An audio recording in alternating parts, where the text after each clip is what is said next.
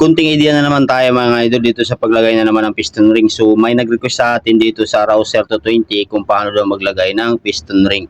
Okay, so kung makikita nyo yung piston yan, meron siyang guide, diba? So itong arrow na to, ibig sabihin ito yung kanyang exhaust.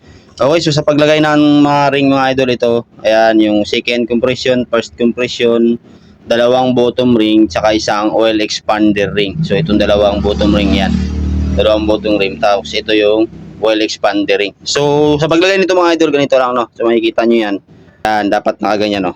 Yan, diba? Kasi kung babaliktarin nyo siya, ganito ang nangyayari, taob. Ayan, di ba? So dapat ang sa paglagay ng paglagay sa piston, ganito, dalawang nakaganito. Okay? So sa paglagay ganito lang, no. So kahit alin ang unahin niyo, no. So basta ang importante nasa gitna tong oil expander ring. So sa paglagay ng oil expander ring, yan ganyan. Lagay natin, no. Ayan, so sa gitna siya. Ang ano, tapos dalawang bottom ring naman mga idol ito. Pag gusto kayo kung alin ang uunahin niyo. Ayan, basta dito siya nakalagay sa kabilang gilid, ayan, no. Yan, so lagay natin siya. Yan. Okay, tapos itong isang bottom ring naman dito rin sa kabilang side.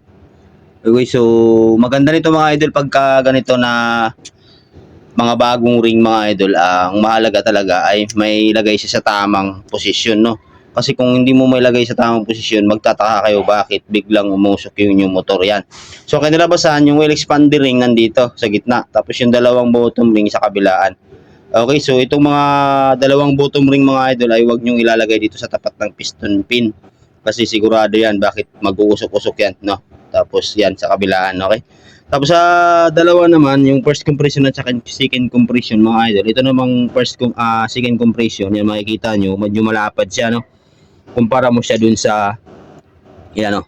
Kumpara mo dun sa first compression, medyo maiksi siya, no. So dito naman sa pangalawang ring, ito yung second compression ring. So kung makikita nyo, ayan, babaliktaran nyo siya. So kung alin yung may number dapat mga idol, no, yun yung nasa ibabaw.